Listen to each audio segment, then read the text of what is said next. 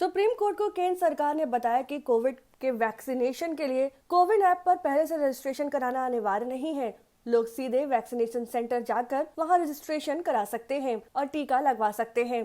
साथ में केंद्र सरकार ने कहा कि इस साल के आखिर तक 18 साल से ऊपर के कुल 93 से 94 करोड़ लोगों को कोविड टीका लगाने के लिए 186 से लेकर 188 करोड़ डोज की जरूरत है। अभी तक वैक्सीन लोगों में 27% लोगों को पहली डोज लग पाई है।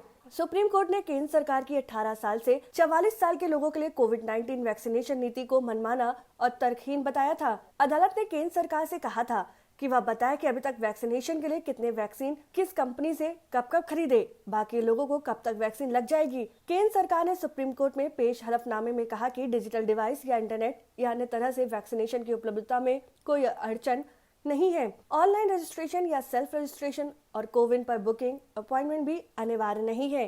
वैक्सीन के लिए इन चीजों की अनिवार्यता नहीं है। अगर कोई शख्स ऐसा है जिनके पास इंटरनेट नहीं है या फिर डिजिटल डिवाइस नहीं है या फिर सेल्फ रजिस्ट्रेशन नहीं कराना चाहता और वह वैक्सीन लेना चाहता है तो वह सीधे वैक्सीनेशन सेंटर जाए और वहां हेल्थ वर्कर उसका रजिस्ट्रेशन कराएंगे और यह रजिस्ट्रेशन कोविन प्लेटफॉर्म पर वैक्सीन सेंटर पर ही होगा और फिर उस शख्स को वैक्सीन दे दिया जाएगा।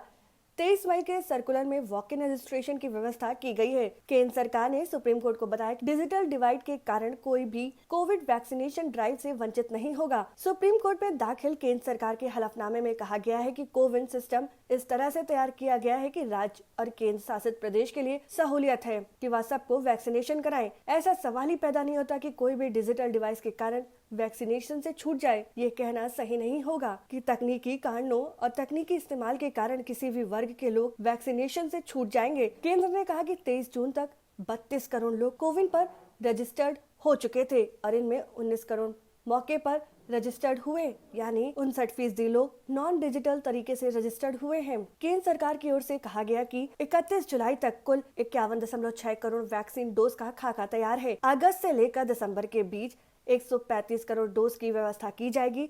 इसके लिए कोविशील्ड की 50 करोड़ डोज, कोवैक्सीन की 40 करोड़, स्पुतनिक वी की 10 करोड़, साथ ही अन्य वैक्सीन की उपलब्धता सुनिश्चित की जाएगी।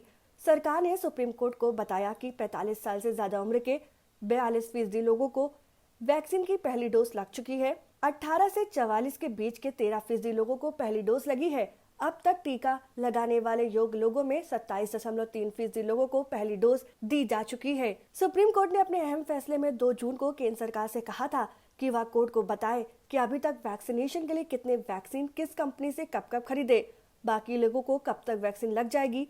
अदालत ने कोविड से संबंधित मामले की सुनवाई के बाद जारी आदेश में केंद्र सरकार से तमाम ब्यौरा हलफनामे के तौर पर पेश करने को कहा था। सुप्रीम कोर्ट के जस्टिस डीवाई चंद्रचूड़ की अगुवाई वाली बेंच ने केंद्र सरकार से कहा था कि वह वैक्सीन पॉलिसी से संबंधित तमाम दस्तावेज और नोटिंग सुप्रीम कोर्ट के सामने पेश करे। सरकार बताए कि सुप्रीम कोर्ट के सामने ये भी डाटा पेश किया जाए कि गाँव में कितने फीसदी लोगों को वैक्सीन दी गई है और शहर में कितने फीसदी लोगों का वैक्सीनेशन हो चुका है। अगर आपको हमारा वीडियो पसंद आया हो तो इसे लाइक करें, सब्सक्राइब करें और साथ ही बेल आइकन दबाना ना भूलें।